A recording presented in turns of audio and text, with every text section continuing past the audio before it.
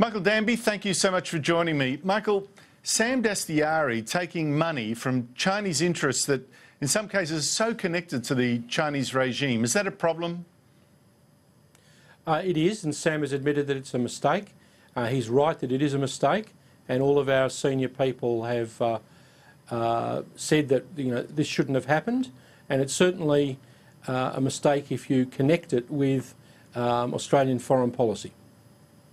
Well, he did do that, of course. He contradicted your policy on the South China Sea. He said that, and I'm quoting, the South China Sea is China's own affair. On this issue, Australia should remain neutral and respect China's decision.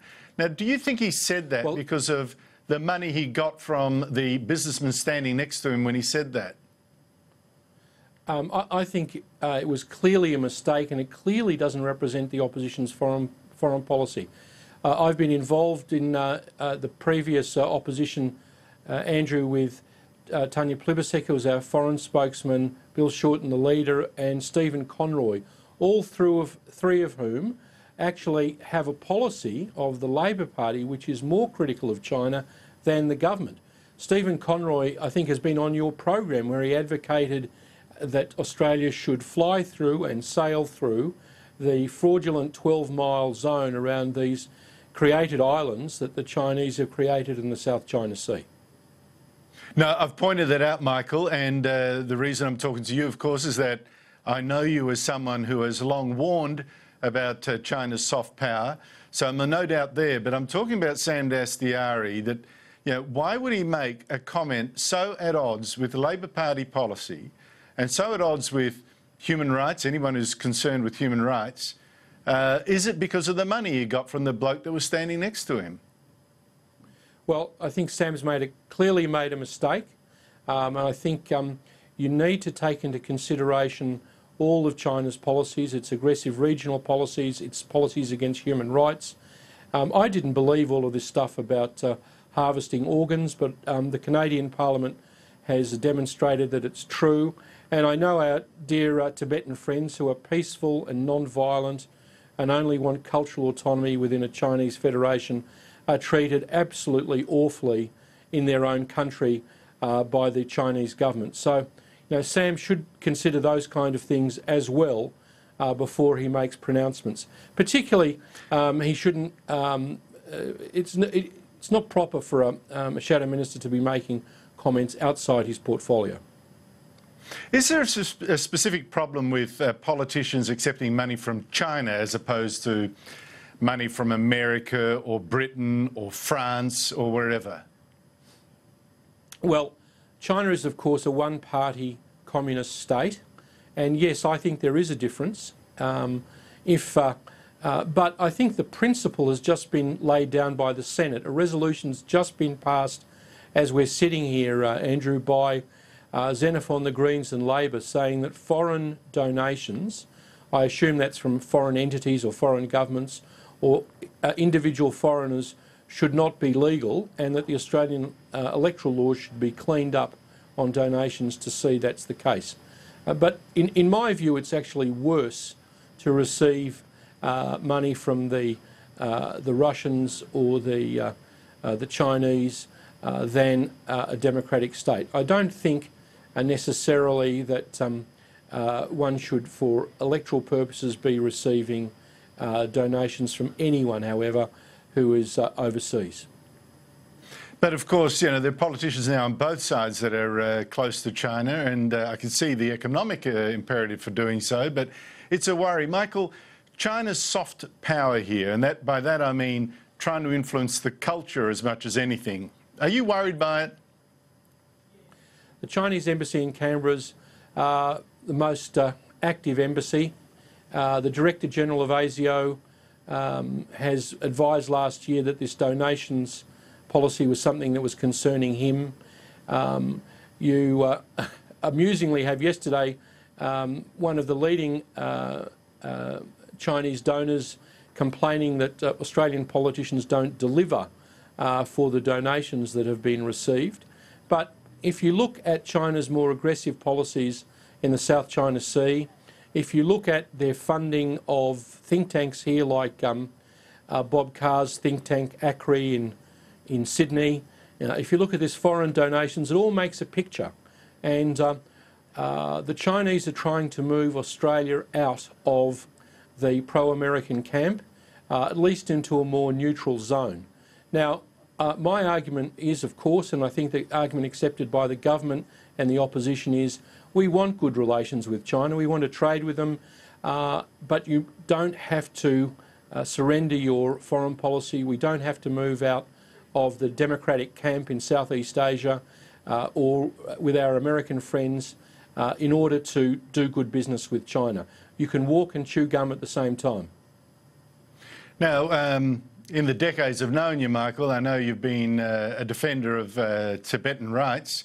The Chinese consulates here, though, seem to have helped bus pro-China protesters to confront pro-Tibet and also Falun Gong protesters, notoriously, for instance, and it was a bit of a violent confrontation when during the Beijing Games, when they had the Olympic torch run through Canberra. Is that level of intervention appropriate?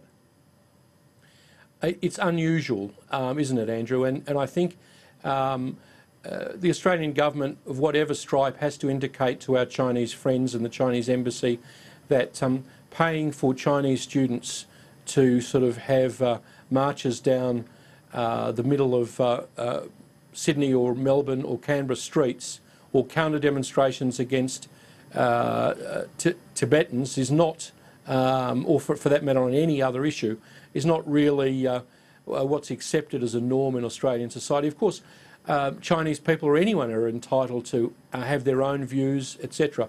But it's the orchestrated nature of it, with people being sent emails from embassies to students who are here on scholarship saying, we expect you as a patriotic Chinese citizen to do X, Y or Z, that it's part of the picture that the Director General of ASIO pointed at with the donations, with the more aggressive regional policy, with the pushing of think tanks and people who have their views here in Australia.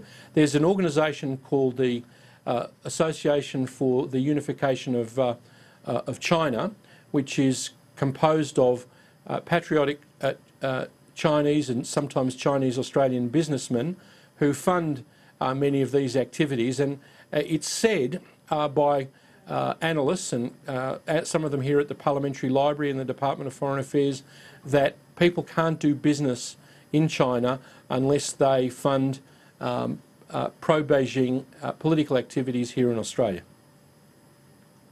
That's a bit scary. These are the guys behind the, what I find amazing, the pro-Mao Zedong concerts to be hosted in the city halls of Melbourne and Sydney in honour this month of Mao Zedong, the Chinese dictator, one of the world's worst, well, probably the world's worst mass murderer. Same people? Philip Short, his authoritative biographer, said that in the period of Mao, 80 million Chinese were killed by the communist regime. He is a butcher, and to have functions honouring him is something that has split the Chinese Australian community, and quite rightly I understand those Chinese Australians who think that that's a terrible thing to honour a man who was involved in killing so many innocent people in his own country. Well, it seems shameful that our city halls are now being rented out to that. But listen, it's but you also see, Andrew, the media. It's all part of a picture. Yeah. It's all part of a picture. Yeah, no. You see, it's not the donations by itself. It's not the think tanks by itself. It's not the Melbourne International Film Festival having its booking system, you remember a few years ago, completely torn down. It's not the Bureau of Meteorology that suddenly can't is suddenly being invaded by computers overseas. It's not the census that's being broken down by netizens in China. It's all part of a picture, and it's an aggressive regional political stance by China, who thinks that Australia should be more sympathetic to its interests and should cave in on things like the South China Sea. And that's where I don't agree with Sam Dastyari, the official policy of the Labor Party is not to agree with Sam Dastyari, and indeed the government of Australia doesn't agree with Sam Dastyari. I might say, Andrew, I didn't agree with Malcolm Turnbull when he was Communications Minister. Actually, it's more serious because he was Communications Minister than Sam Dastyari, who's only a Consumer Affairs spokesman in the opposition. When Minister Turnbull tried to get the Chinese-aligned telecommunications firm Huawei to be a serious bidder for the internal spine of the NBN. Now, if we've banned Chinese involvement, Chinese government involvement in Ausgrid because of its security implications, it was a very wise decision to not let Huawei bid for the secret and important telecommunications spine of the NBN.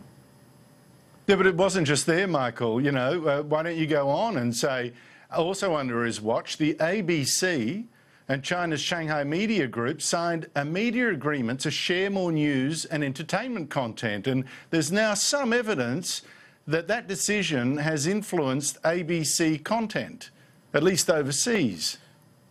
Well, that's shameful. They had a very good Beijing correspondent, Stephen McDonnell, who's gone on to the BBC. He was very distinguished by turning up at courts that the Chinese communists were not too keen on him turning up at, and reporting what happened to dual Australian citizens like Stern Hu, and turning up in Tibet and places like that. That's the kind of courageous reporting we expect from Australian correspondents in a one-party state. And I have to say, Mike, your concerns about the ABC, I'd ask Greg Highwood from Fairfax. Mr. Highwood, how can you have supplements from China Daily? Is your newspaper so broke that you have to take these supplements from a one-party state to sort of boost your flagging circulation? Michael Danby, thank you so much for your time. Pleasure being with you. Thanks, Andrew.